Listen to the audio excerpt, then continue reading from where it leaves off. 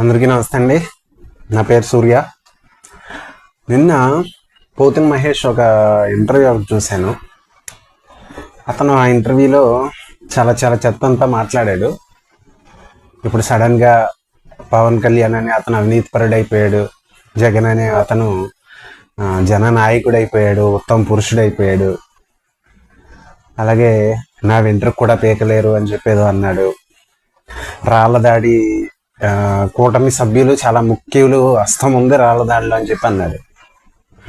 ఇలాంటి వాళ్ళు ఎలాంటి నాయకులు అంటే వాడి అవసరాల కోసం, వాడి సొంత పదవుల కోసం, డబ్బు కోసం, ఇలాంటి మంది చాలా మంది ఉన్నారు కదా మనకి. నాయకుల్లో ఎక్కువ మంది వాళ్ళే కనిపిస్తూ ఉంటారు. ఇప్పుడు నీ ఎంట్రుకలు పీకి మేము ఏం చేసుకోవాలి? ఇప్పుడు ఎంట్రుకలు పీకటానికో లేకపోతే నీ ఎంట్రుక నేను, నా ఎంట్రుక నువ్వు, అందుకు కాదు కదా రాజకీయాలంటే. అంటే అలా మాట్లాడితే జనాలకు నచ్చుతుందేమో చాలా మందికి. నీకు అలా మాట్లాడితే ఓటేస్తారు అనుకుంటున్నావు ఏంటి? రాజకీయాలు ఎలా మార్చేస్తున్నారు రా బాబు మీరు. వెంట్రుకలు పీక్కోవడానికి కాదు వచ్చేది, నువ్వు ఏదైనా ప్రజలకు చేయడానికి. నువ్వు చెప్తూ ఉంటావు కదా, ఉద్యమకారుని నేను సేవ చేశాను. నువ్వు ఏం పీకేవో ఎవరికి తెలియదు, కానీ జనసేన అనే పార్టీ లేకపోతే నువ్వు ఏం పీకేవో అప్పటికీ ఎవరికి తెలియదు. వెంట్రుకలు పీక్కోవడానికి, పక్కోడు ఎంట్రుకలు పీకడానికి, నీ ఎంట్రుకలు ఇంకొకటి చేత పీకించుకోవడానికి, ఆ ఎంట్రుకలు పీక్కుని ఏం చేసుకోవాలా? అందుకు కాదు కదా రాజకీయాల్లోకి వచ్చేది. నువ్వు పిహెచ్డీ చేసావంట, కానీ బుద్ధి మాత్రం రాలేదు కదా. పిహెచ్డీ చేసినోడు ఉత్తమ పురుషుడు అయిపోడు, ఇలాంటి ఎదవలు కూడా ఉంటారని ఇలాంటి వాళ్ళు చూస్తే అర్థమవుతుంది. ఇప్పుడు సరే, మీకు పవన్ కళ్యాణ్ ఇప్పుడు సడన్గా అవినీతిపరుడు అయిపోయాడు. సుజనా చౌదరికి టికెట్ అమ్మేసుకున్నారు పవన్ కళ్యాణ్ అనే వ్యక్తి, డబ్బులు తీసేసుకున్నాడు. అంతకుముందు నీకేమో చాలా ఉత్తమ పురుషుల్లా కనిపించాడు, నీతి నిజాయితీ గల వ్యక్తి దేశం మొత్తం మీద పవన్ కళ్యాణ్ ఇంతకుముందు. ఇప్పుడు కాదు. ఆల్రెడీ నీలాంటి వాళ్ళు 10 మంది ఉన్నారా, దాంట్లో ఒకడో అయ్యేవంతే. నువ్వు వెళ్ళి అక్కడ అంబటి రాంబాబు ఉన్నాడు, పేరు నాని ఉన్నాడు, కొడాలి నాని ఉన్నాడు, గుడివాడ అమర్నాథ్ ఉన్నాడు, ఇప్పుడు కొత్తగా ముద్రగడ పద్మనాభం ఆయన వచ్చి జాయిన్ అయ్యాడు. నువ్వు దాంట్లో ఒకడవి. నీది ఎక్కడో లాస్ట్ ప్లేస్ ఉంటుంది. నేను అందుకే తీసుకుంది, లేకపోతే నీతో పనే లేదు. కాస్త మంచిగా ఉండే వాళ్ళతో వాళ్ళకి పని ఉండదు కదా. నువ్వు తిట్టడానికి నువ్వు ఇప్పుడు ఎలా మాట్లాడుతున్నావు నువ్వు, అందుకే నేను తీసుకుంది. నువ్వంటే సిగ్గుసేరని ఎదవ కాబట్టి ఏమైనా మాట్లాడేదానికి రెడీ అయిపోతావు. నీ డబ్బుల కోసం, నీ పదవుల కోసం కాబట్టి నీ ఇలాంటి ఎదవలు తీసుకుంటారు అంతే.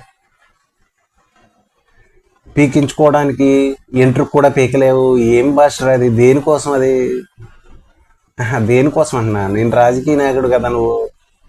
అసలు నువ్వు అలాంటి మాటలు మాట్లాడొచ్చా? ఆ మాత్రం బుద్ధి జ్ఞానం లేదా నీకు? పిహెచ్డీ చేశానంటున్నావు. ఎందుకు చేసావు పిహెచ్డీ? నువ్వు అందరి ముందు షో చేయడానికి చేసావేంటి? మరి ఇలాంటి ఎదవలు ఎందుకే చేస్తారనుకోవాలి, ఇంకా అంతకు మించి ఏం లేదు. పిహెచ్డీ చేశానని చెప్పుకోవడానికి చేసుంటావు నువ్వు, అంతే తప్ప దానివల్ల జ్ఞానం పొందడానికో లేకపోతే 10 మందికి ఏమన్నా దానివల్ల సేవ చేయడానికి ఆ టైప్ చేయవు కదా. పంచాయతీ స్థాయి ప్రెసిడెంట్ నుంచి నియోజకవర్గానికి ఎమ్మెల్యే, మండల స్థాయిలో మండల అధ్యక్షులు, వీళ్ళందరూ కూడా నిజంగానే రాష్ట్రానికి సర్వీస్ చేస్తే, నిజంగానే వాళ్ళు అంటున్న పదాలు అంటారు కదా, సేవ చేయడానికి వచ్చామని, చేయాలనుకుంటే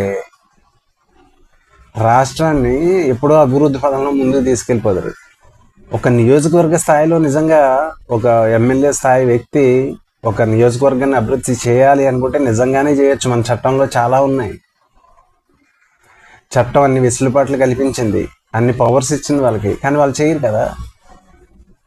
చేస్తే అందరూ ఆర్థికంగా బలపడడానికి సహాయం చేస్తే, ఆర్థికంగా అందరూ బలపడిపోతే ఇలాంటి ఎదవల్ని ఎమ్మెల్యేల కింద ఎన్నుకోరు కదా. అందుకని ఆర్థికంగా అభివృద్ధి చెందడానికి అవసరమైన చర్యలు చేపట్టరు ఇలాంటి వాళ్ళు. వీడు నిజంగా చేపడతాడా? ఆడి మాటలు ఆడి అభివృద్ధికి తప్ప, పేద ప్రజల్ని అప్పుడప్పుడు ఏదో భిక్షం వేసినట్టు వేయడానికి తప్ప, వీడు వాళ్ళని ఆర్థికంగా అభివృద్ధి చెందడానికి ఇలాంటి ఎదవలు చేయరు. దాంట్లో ఏమాత్రం అనుమానంలా. సరే, కొంతమంది చదువుకున్న వాళ్ళకి అర్థం కాకపోవచ్చు, చదువుకున్న వాళ్ళకి అర్థమవుతుంది ఆ విషయం. వీడు ఇలాంటి నాయకులు వాళ్ళ సొంత ప్రయోజనాలకు ముఖ్యం వాళ్ళకి. వాడు సేవ చేయడానికి రాడు. వాడికి ఒక ఎమ్మెల్యే పదవి కావాలి, అదొక పిచ్చి. ఎందుకంటే అందరూ వాడి చుట్టూ తిరుగుతూ ఉంటారు. వాడి దగ్గరికి వచ్చి నాకు ఈ పని అలా తయారు చేశారు కదా. మరి ఎమ్మెల్యే అంటే పెద్ద ఇది కింద తయారు చేసి పెట్టారు. ఎమ్మెల్యే అంటే ప్రజలకు పనిచేసే పనోడు కాదు. ఎమ్మెల్యే దగ్గర అందరూ వెళ్ళి పనోళ్ళలాగా నొచ్చేవాళ్ళు. అడుక్కునే వాళ్ళగా నుంచోవాలా. అలా తయారు చేసేసారు రాజకీయ వ్యవస్థని. గ్రామ స్థాయిలో చిన్న చిన్న నాయకుల నుంచి రాష్ట్ర స్థాయి ముఖ్యమంత్రి వరకు ఎలా తయారు చేశారంటే ప్రజల్ని, ఎమ్మెల్యేలు, వీళ్ళు మినిస్టర్లు, పంచాయతీ లెవెల్లోనూ ఈ నాయకులందరూ కూడా పెద్ద ఏదో పైనుంచి దిగొచ్చిన దేవదూతల్లాగా, వాళ్ళు ప్రజలు పని చేయడానికి కాదు, వాళ్ళ దగ్గరికి వెళ్ళి అడుక్కోవాలా.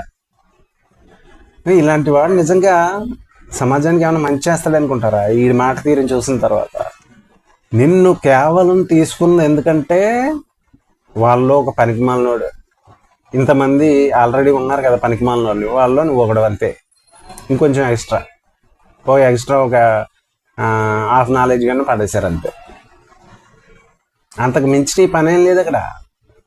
దానికి వెళ్ళావు నువ్వు అందులోకి, ఆ పార్టీలోకి. అందుకు ఒప్పుకునే, లేకపోతే తీసుకుంటారండి నిన్ను. లేకపోతే నువ్వెవడో ఎందుకు తీసుకుంటారు? 10,000 ఓట్లు రావు సింగిల్గా ఇండిపెండెంట్గా పోటీ చేస్తే, నీకు 5,000 రావు. నువ్వు పెద్ద ఇదని తీసుకున్నారనుకుంటున్నాంటి. వీడికంటే నాయకుడు లేడంట జనసేనలో, వీడి చేసేసుకున్నాడంట, మిగతా వాళ్ళు ఎందుకు ఎదగలేదు అంటున్నాడు వీడు. ఒరే నీలాంటి ఎదవలు ఏంటంటే మళ్ళీ ఇదోటి భ్రమంలో ఉంటారు. ఇండిపెండెంట్గా అట్లీస్ట్ మండల స్థాయి ఏదో ఉంటాయి కదా, మండల అధ్యక్షుడు, దానికి పోటీ చేసి గెలవరా నువ్వు? ఏ పార్టీ సపోర్ట్ లేకుండా అప్పుడు చెప్పాలి నువ్వు. నీలాంటి ఎదవలు ఏదని చెప్పారు, నేను చెప్పేస్తా రాష్ట్ర ముఖ్యమంత్రిని అయిపోతాను నేను, నాకు ఓట్లు వేసేస్తారు జనం అని. అది కాదు కదా, బఫూన్ అంటారు నీలాంటి ఎదవలు. నిన్ను ఏం చేస్తా, ఎలా చూస్తారంటే బఫూన్ గడిలో చూస్తారు. ఏ పార్టీ సపోర్ట్ లేకుండా ఇండిపెండెంట్గా పోటీ చేసి కనీసం ఒక 5,000 ఓట్లు తెచ్చుకుని, అప్పుడు నాకు 5,000 ఓట్ల షేర్ ఉంది ఇక్కడ సొంతంగా అని చెప్పు. ఇంతకాలం తిరిగేశాను, నేను పోటీ చేశాను అంటున్నావు కదా, మరి తిరిగి చెయ్యి, ఇండిపెండెంట్గా పోటీ చేసి తెచ్చుకో, అప్పుడు చెప్పొచ్చి. కబుర్లు చెప్పడం అందరూ చెప్తారు కదా, నేను చెప్పేస్తా, ఏముంది చెప్పడానికి, ఇలా నాకు ఛానల్ ఉంది, దాంట్లో కూర్చొని ఏమైనా చెప్పేస్తాను నేను కూడా. నాకెంత ఉంది, నేను ఉద్యమ నాయకుడిని. ఏ ఉద్యమ నాయకుడు? నువ్వు ఎంత తీసుకున్నావు ఎవరి దగ్గర, ఎవరెవరి దగ్గర ఎంత తీసుకున్నావు నువ్వు ఏ టైప్ నాయకుడు తెలియదా? కానీ తెలుసుకోవడం ఎందుకు చూస్తూ కాస్త మారతాడని అనుకుంటారు అంతే. ఇప్పుడు సరైన పార్టీలోకి వెళ్ళావు కాబట్టి నీకు కరెక్ట్గా ఇంతవరకు ముసుగేసుకున్నావు, ఆ ముసుగు తీసేసి నీ అసలు రూపం బయటకు వస్తుంది. మొన్నటి దగ్గర తిట్టేవు అవినీతిపరుడని, ఇప్పుడు నీకు ఉత్తమ నాయుడు అయిపోయాడురా. నీకు సడన్గా ఏదో ఆఫర్ చేసేటప్పుడు డబ్బులో పదవి ఆఫర్ చేసేస్తే నీకు ఉత్తమ నాయకుడు అంతే.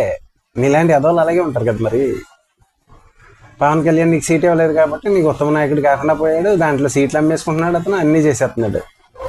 రాత్రికి రాత్రి మారిపోయాడు పవన్ కళ్యాణ్, అవినీతిపరుడు అయిపోయాడు, అన్ని రకాలు అయిపోయాడు. నీలాంటి ఎదవల్ని నిజంగా ఎవరైతే జనం మద్దతు ఇస్తారో నీలాంటి ఎదవలకి, అది ఆడు ఏ పార్టీలో ఉన్నా సరే, నీలాంటి ఎదవల్ని అసలు చెప్పులు తీసుకుని తరిమి కొట్టాల. ఇలాంటి నాయకులను ఎన్నుకుంటే ఇలాంటి వాళ్ళే ఉంటారు. రాష్ట్రం అలాగే ఉంటుంది. అభివృద్ధి ఎక్కడ జరుగుతుంది? అభివృద్ధి అనేది జరగనివ్వరు. ఇలాంటి నాయకులను ఎన్నుకుంటే వాడి జరగనిస్తే, నిజంగా అభివృద్ధి జరగనిచ్చి అందరినీ సమాన స్థాయికి తీసుకురావడానికి ప్రయత్నాలు మొదలెడితే కనుక ఇలాంటి వాడు ఓటేరు, ఆలోచించడం మొదలెడతారు కదా. అప్పుడు ప్రజల్ని అభివృద్ధి పదంలో ముందుకు తీసుకెళ్ళడానికి వీళ్ళు ట్రై చేయరు. అందుకే ప్రయత్నిస్తే ఇలాంటి నాయకులను ఎన్నుకోరు కదా. కాస్త డబ్బు అభివృద్ధి పదంలో ముందుకెళ్ళిన ప్రజలు ఎప్పుడైనా ఆలోచిస్తారు, ఇలాంటి వాళ్ళని ఎన్నుకోవడానికి ఇష్టపడరు అప్పుడు. అందుకే వాళ్ళని అభివృద్ధి పదంలో ముందుకు తీసుకెళ్ళడానికి వీళ్ళకి ప్రయత్నించరు, అలాగే ఉంచుతారు. అప్పుడప్పుడు వేస్తారు భిక్షం అంతే. ఇలాంటి నాయకులు చేసే పని అదే, జగన్ రెడ్డి గారితో సహా. మళ్ళీ జగన్ రెడ్డి అనే వ్యక్తి అన్ని వేల కోట్లు సంపాదించేసుకుని ప్రజలకు భిక్షం ఎత్తాం, నేనేదో చేసేస్తున్నాను అంటున్నాడు అంతే. చాలా చెయ్యొచ్చు, వీళ్ళు ఏమీ చేయరు. జనాలకు కూడా ఇదేం పట్టట్లేదు, వాళ్ళకి ఏదో వస్తుంది, వచ్చిందానికి ఆశ అంతే. మిగతా వాళ్ళు నోరు ఎత్తనవ్వకుండా మాట్లాడేవారు. ఇది రాజకీయాలు ఇంకేం అంతే. ప్రజలకు కూడా వాళ్ళ స్థాయిలో వాళ్ళకి దోచుకోవడానికి కాస్త అవకాశం కల్పిస్తే వాళ్ళ హ్యాపీ. ఓకే అండి.